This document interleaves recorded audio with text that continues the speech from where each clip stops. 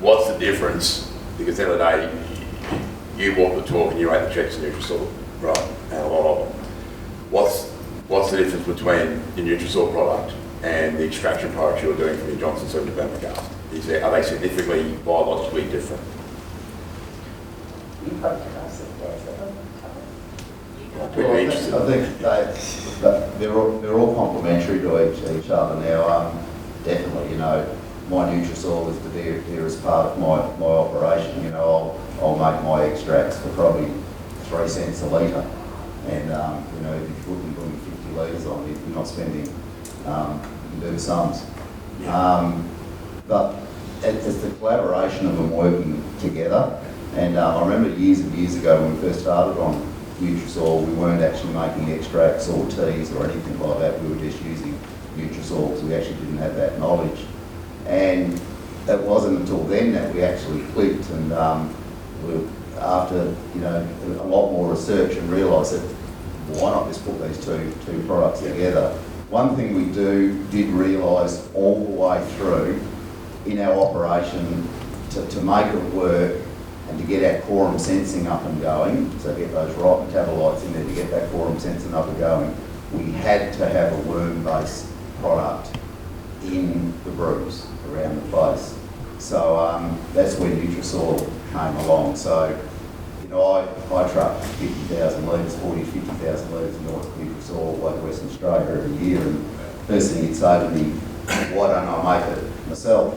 And I probably could, but could I do as good a job as what they're doing? You know, I've been to their operation many a time.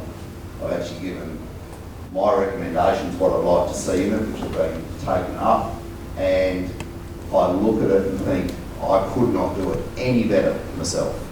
And why I look at it and think, now, why not support that? And it gives me something less to do. So with every brew that I put out, I want to put some base of a worm type product in it. And when you look at that worm product, if it's actually made and taken properly, it's got like a slide oily film on it, which gives it a surface tension. So you hear guys spending a lot of money on chemical wetters around the place and surfactants to actually put things out. You're better off using a total natural based worm product to do that. So even say I was doing an extra foliar and I didn't have a lot of worm use around, I'd even just go a litre to the hectare in my foliar, because it gives it that, the collaboration of them, all these microbes and metabolites all working together, it's just harmony. They just seem to really work well. And what it does, the application, when it either hits the soil or hits the plant, you're not quite getting that splatter effect, so you're getting less evaporation. You've got to see, sometimes we're actually putting this stuff out in 35-degree heat. And when it actually does hit the soil, if it gets down through the canopy in a raindrop form, you find that drop, and if you look hard, will roll up into a little ball because it's got that surface oily tension and be totally covered in dirt.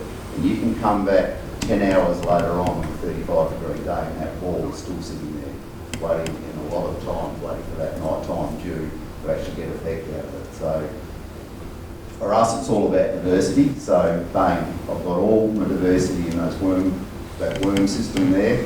So then we look at our extracts